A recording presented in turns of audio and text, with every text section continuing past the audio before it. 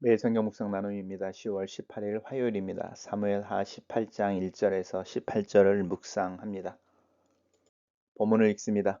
이에 다윗이 그와 함께한 백성을 찾아가서 천부장과 백부장을 그들 위에 세우고 다윗이 그의 백성을 보낼새 3분의 1은 요압의 휘하에 3분의 1은 수르야의 아들 요압의 동생 아비새의 휘하에 넘기고 3분의 1은 가드 사람 이때의 휘하에 넘기고 왕이 백성에게 이르되 나도 반드시 너희와 함께 나가리라 하니 백성들이 이르되 왕은 나가지 마소서 우리가 도망할지라도 그들은 우리에게 마음을 쓰지 아니할 터이요 우리가 절반이나 죽을지라도 우리에게 마음을 쓰지 아니할 터이라 왕은 우리 만명보다 중하시오니 왕은 성읍에 계시다가 우리를 도우심이 좋으니이다 하니라 왕이 그들에게 이르되 너희가 좋게 여기는 대로 내게 행하라 하고 문 곁에 왕이 섬에 모든 백성이 100명씩 1000명씩 대를 지어 나가는지라 왕이 요압과 아비새와 이때에게 명령하여 이르되 나를 위하여 젊은 압살롬을 너그러이 대우하라 하니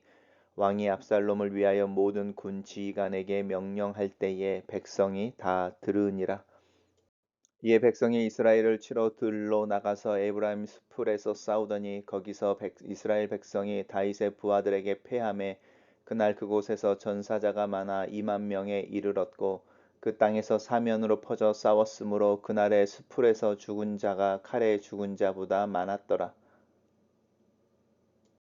압살롬이 다윗의 부하들과 마주치니라. 압살롬이 노새를 탔는데 그 노새가 큰 상수리 나무 번성한 가지 아래로 지날 때에 압살롬의 머리가 그 상수리 나무에 걸림에 그가 공중과 그 땅 사이에 달리고 그가 탔던 모새는 그 아래로 빠져나간지라. 한 사람이 보고 요압에게 알려 이르되 내가 보니 압살롬이 상수리 나무에 달렸더이다 하니 압살롬이 그 알린 사람에게 이르되 내가 보고 어찌하여 당장에 쳐서 땅에 떨어뜨리지 아니하였느냐 내가 내게 은 10개와 띠 하나를 주었으리라 하는지라 그 사람이 요압에게 대답하되 내가 내 손에 은 1000개를 받는다 할지라도 나는 왕의 아들에게 손을 대지 아니하겠나이다. 우리가 들었거니와 왕이 당신과 아비새와 이때에게 명령하여 이르기를 삼가 누구든지 젊은 압살롬을 해하지 말라 하셨나이다. 아무 일에도 왕 앞에는 숨길 수 없나니 내가 만일 거역하여 그의 생명을 해하였더라면 당신도 나를 대적하였으리이다 하니 요압이 이르되 나는 너와 같이 지체할 수 없다 하고 손에 작은 창 셋을 가지고 가서 상수리 나무 가운데서 아직 살아있는 압살롬의 심장을 찌르니 요압의 무기를 든 청년 10명이 압살롬을 에워싸고 쳐 죽이니라. 요압이 나팔을 불어 백성들에게 그치게 하니 그들이 이스라엘을 추격하지 아니하고 돌아오니라. 그들이 압살롬을 옮겨다가 숲을 가운데 큰 구멍에 그를 던지고 그 위에 매우 큰 돌무더기를 쌓으니라. 온 이스라엘 무리가 각기 장막으로 도망하니라. 압살롬이 살았을 때에 자기를 위하여 한 비석을 마련하여 세웠으니 이는 그가 자기 이름을 전할 아들이 내게 없다고 말하였음이더라. 그러므로 자기 이름을 기념하여 그 비석에 이름을 붙였으며 그 비석이 왕의 골짜기에 있고 이제까지 그것을 압살롬의 기념비라 일컫더라. 오늘의 본문은 네 개의 단락으로 나눠져 있습니다. 첫 번째 단락에서 다윗이 전쟁을 준비합니다. 자신과 함께 있었던 백성들인데 이 백성들이 한 10,000명 정도 되는 것 같습니다. 왜냐하면 전쟁터에 나가려고 하는 다윗을 만류하면서 왕은 우리 10,000명보다 더 중요하다라고 이제 이야기하는 것을 보면 그 숫자가 10,000명 정도 되지 않았을까? 그 조직을 만드는데 천부장과 백부장이라고 하는 조직을 만들어서 3분의 1은 요압에게, 3분의 1은 아비새, 요압의 동생이죠. 그리고 3분의 1은 가드 사람 이때에게 넘겨서 이들을 군대 지휘관으로 삼습니다. 그리고 이제 전쟁에 나가려고 할 때 자신도 전쟁에 참여하기를 원하지만 백성이 만류하는 거죠.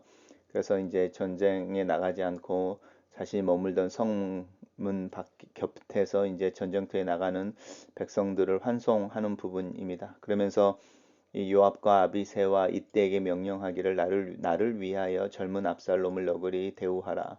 압살롬을 살려서 데리고 와라. 이제 이렇게 말하는 것이고 그렇게 명령할 때 백성들이 다 들었다라고 이야기하고 있습니다. 단락을 요약해 보겠습니다. 다윗은 자신의 군대를 셋으로 나누어 조직하고 압살롬과 전쟁을 시작할 때 군 지휘관인 요압과 아비새와 이때에게 압살롬을 살려줄 것을 당부한다. 이렇게 정리했습니다. 두 번째 단락에서는 전쟁의 모습입니다. 백성이라고 하는 것이 다윗의 군대를 이야기하고 이스라엘을 치러 갔다. 또 이스라엘 백성이라고 이야기하면서 압살롬의 군대를 이스라엘로 이제 표현하는 것은 압살롬이 반정에 성공하여 명실상부한 다윗을 대신한 그 이스라엘의 왕으로 존재하고 있었던 압살롬의 존재감을 표현해 내기 위해서 이 이스라엘이라는 표현이 압살롬의 군대에게 표현되어지고 있습니다. 그렇지만 다윗의 부하들에게 그 군대가 패하게 되고 전사자가 많아서 2만 명에 이르렀다라고 하는 거니까 압살롬의 군대 숫자가 훨씬 많았던 것을 이야기하고 있고 또 그날의 어떤 전쟁의 잔혹함을 이야기하기 위해서 성경은 숲에서 죽은 자, 그러니까 간접적인 거죠. 예를 들어 부상을 입었지만 도와주는 사람이 없거나 그 영역이 너무 넓어서 그냥 숲에서 부상 때문에 죽어간 사람들이 전쟁에서 그 현장에서 칼에 맞아 죽는 사람, 소위 말하는 전쟁의 희생으로 바로 그 자리에서 죽는 자들보다 서서히 고통을 받으면서 죽어갔던 전사자들이 부상에 의한 전사자들이 훨씬 많았다. 이렇게 이야기합니다. 단락을 요약해 보겠습니다. 에브라임의 수풀에서 전투가 벌어지고 다윗의 군대가 압살롬의 군대를 이긴다. 이렇게 정리했습니다. 세 번째 단락은 압살롬의 죽음에 대해서 설명하고 있습니다. 압살롬의 자랑이 사실 그의 머리카락이었는데 그 머리카락이 노새를 타고 도망가던 중에 상수리 나무 가지에 걸려 버립니다. 상수리 나무에 번성한 가지 아래로 지나갈 때에 그 상수리 나무에 이 머리가 걸려서 공중과 땅 사이에 이제 둥둥 매달렸다라는 거죠. 그리고 나귀는 그 도망가 버리는 거죠. 그리고 그것을 발견한 한 사람이 요압에게 그것을 알려줍니다. 그럴 때 요압이 말하기를 왜 압살롬을 살려주고 나에게 보고를 하느냐라고 말할 때 다윗이 그렇게 명령하지 않았느냐. 누구든지 젊은 압살롬을 해하지 말라고 했다. 이렇게 다윗의 마음을 이해해서 우리가 압살롬을 생포해서 데리고 가야 되지 않겠느냐. 이제 이렇게 말하는 것이고요. 그 다음에 이제 요압은 이야기하죠. 나는 너와 같이 지체할 수가 없다라고 말하면서 자신이 직접 가서 압살롬의 심장을 찌르고 압살롬의 최측근인 거죠. 그 요압의 최측근인 거죠. 죄송합니다. 요압의 최측근, 요압의 무기를 든 청년 10명이 압살롬을 에워싸고 그냥 죽인 것이 아니고 쳐서 죽였다라고 잔혹하게 압살롬을 죽이는 모습이 언급되어집니다. 단락을 요약해 보겠습니다. 노새를 타고 도망치던 압살롬은 그의 자랑이었던 머리가 상수리 나무에 걸리고 나무에 달려있던 압살롬을 요압의 창으로 죽인다. 이렇게 요약했습니다. 압살롬을 죽인 요압이 나팔불어 전쟁을 멈춥니다. 압살롬이 죽어서 압살롬을 따라 다윗과 전쟁에 나왔던 이스라엘 사람들은 흩어지고 자기의 장막으로 도망갑니다. 그리고 압살롬은 숲을 가운데 있던 구멍에 던져지고 돌 무더기에 쌓여서 그의 무덤이 만들어집니다. 압살롬을 이야기할 때 자기 이름을 전할 아들이 없었다. 이것이 이제 압살롬 앞에 왜 젊은이라는 형용사가 붙는지에 대한 설명입니다. 아들이 자식이 없었다. 그리고 이제 압살롬을 기념하는 것은 압살롬의 기념비라고 이야기되어지는 그가 세웠던 돌 비석 하나인 것인 거죠. 그렇게 쓸쓸하게 압살롬에 대한 이야기가 정리됩니다. 단락을 요약해 보겠습니다. 압살롬을 죽인 요압은 전쟁을 멈추고 압살롬의 시신 위에 큰 돌무더기를 쌓는다. 이렇게 정리했습니다. 첫 번째 나눔입니다. 아비의 마음일과 다윗은 압살롬과의 전쟁을 시작하면서 자신의 군대 장관들에게 압살롬을 너그리 대우하라고 명령한다. 다윗은 극히 한 인간이고 한 아버지이고 한 나라의 통치자의 모습으로 드러난다. 이것이 한 사람의 모습에서 나타날 때 그는 지극히 인간적인 모습으로 묘사된다. 다윗에게서 보여지는 이 치장하지 않는 그대로 드러나는 인간됨, 그의 민낯이 참 좋다. 나 또한 그런 아버지의 마음을 가지고 있지 않은가. 그리고 이 마음이 나를 향한 하나님의 마음이기도 하다. 전투에 능하고 생사고락을 같이 한 오랜 전우들의 구성체인 다윗의 군대가 막 조성된 압살롬의 군대보다 더 강력하다. 숫자를 비교하자면 훨씬 더 작았을 다윗의 군대지만 요압과 아비새 그리고 이때로 설명되는 역전의 용사들의 파워가 훨씬 더 컸을 것 같다. 이 오랜 동지라는 관계, 산전수전을 함께 겪고 함께 늙어가는 관계에 대한 목마름이 교회 생활을 하면서 더 커지는 이유는 무엇일까? 세 번째 나눔입니다. 요압의 이야기를 읽을 때마다 꺼림칙함이 있다. 다윗의 최측근이어서 다윗의 심기를 살피고 그의 가려운 부분을 긁어줄 줄 알면서도 때로는 다윗의 의도와는 다른 행동을 하는 요압을 본다. 특별히 자신의 정적이나 다윗의 정적에 대하여 잔혹할 만큼 자비가 없다. 개인적인 복수를 위하여 아브넬을 죽였던 요압은 거침없이 다윗의 명령과 상관없이 압살롬을 죽여버린다. 내 안에 이 요압의 모습이 존재하지 않는지, 친절과 대의를 이야기하고 진실과 정직을 말하지만 내면의 중심에는 다 나를 위한 결정에 불과한 것은 아닌지 내 자신을 경계해 본다. 마지막 나눔입니다.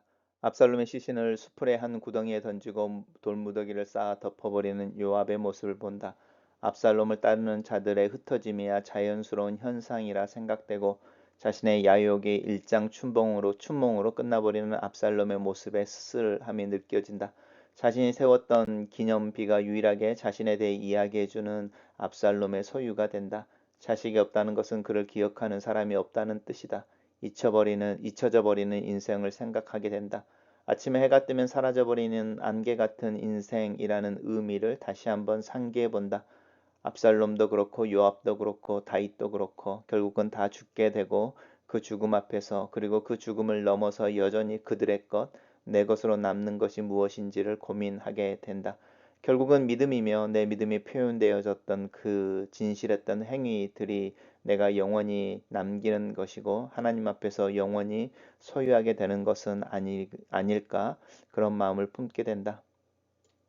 글로 쓰는 기도입니다. 자신의 욕망을 따라 아버지를 향해 반역의 깃발을 들었던 압살롬의 죽음 앞에서 또 다른 자신의 욕망을 충실하게 행동하여 충족시키는 요압의 행동 앞에서 다윗의 쓸쓸함과 슬픔 앞에서 그리고 역사의 주관자가 되시는 하나님 앞에서 나는 어떤 모습으로 오늘 하루를 살아야 할지를 알게 하소서.